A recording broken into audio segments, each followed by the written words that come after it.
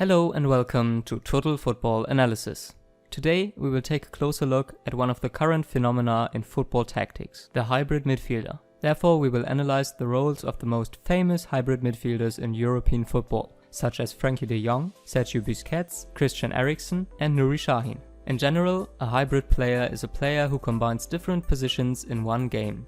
Ideally, the player is capable of utilizing his strengths on both positions in the particular phase of the game. A common position which is used for hybrid players is the position of the wide forward. Some sides playing with high fullbacks line up wingers with playmaking abilities. Christian Eriksen at Tottenham is one example for the false winger. Under Pochettino, the Danish midfielder is lined up on the wing in some matches. During the defensive phase, Eriksen positions himself on the right wing in a 4-2-3-1 formation. In possession though, Eriksen acts in a playmaking role in the center of the pitch. That way Tottenham create an asymmetrical shape in possession. On the left wing, Spurs play with their winger and their left back staying near the touchline.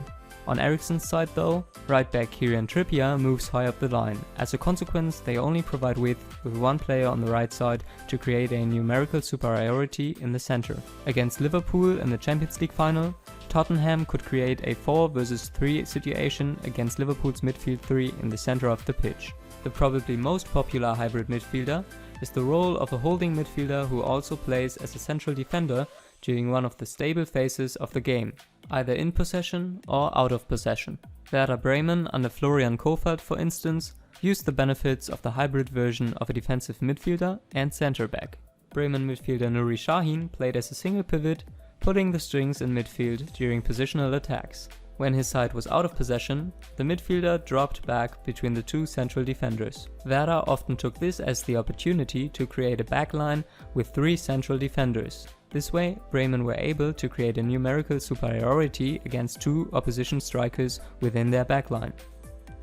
As a consequence, both fullbacks can take over the opposition wingbacks, which enabled Bremen's wide forwards to stay in midfield. By using a back 5 situationally, Kohfeldt's side avoided to be pinned back in a 6-3-1 formation. As a logical consequence, Nuri Sahin acted in deeper areas when playing in this hybrid role. The displayed heat maps show his area of action in a game played as a hybrid midfielder compared to a match where he solely played as a central midfielder.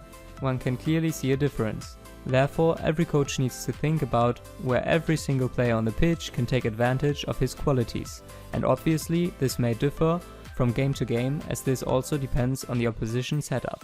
The usage of a dropping midfielder in order to form a back 3 in build-up is even more popular.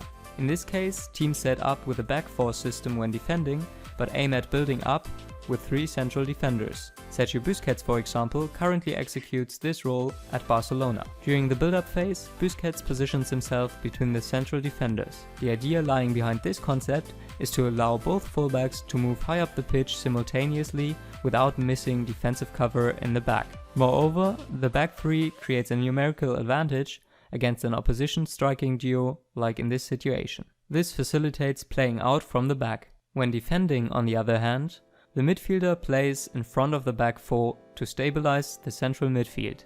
Another hybrid midfielder role is the one that Frenkie De Jong took over at Ajax when being lined up as a centre back. Different to the other hybrid midfielders, De Jong positions himself as a central defender during the defensive and possession phase. However, the Dutch youngster likes to carry the ball forward into midfield occasionally. Of course, dribbling into midfield is one of the tasks of modern central defenders, but what De Jong's role differs from other central defenders is that the future Barcelona player often stays in midfield once having progressed up the pitch. That is only possible since his teammates are aware of the need to take over his position. Either a fullback or a central midfielder stay in the back to provide defensive cover during the attacking phase. As a result, De Jong can even counterpress the opposition in a midfield area in transition moments and does not need to worry about his defensive duties as a central defender like in this displayed case. Hybrid midfielders can be useful to deploy different formations in and out of possession. This enables coaches to perfectly exploit the weaknesses of the opposition and harness their own strengths by providing different systems with and without the ball. Furthermore, it is advantageous for utilizing the qualities of a certain player in certain areas of the pitch. Nevertheless, It is necessary to clearly communicate on the pitch in order to keep up the intended shape. Especially in transition moments, teams need to be aware of their different setup, and quick reorganization is vital.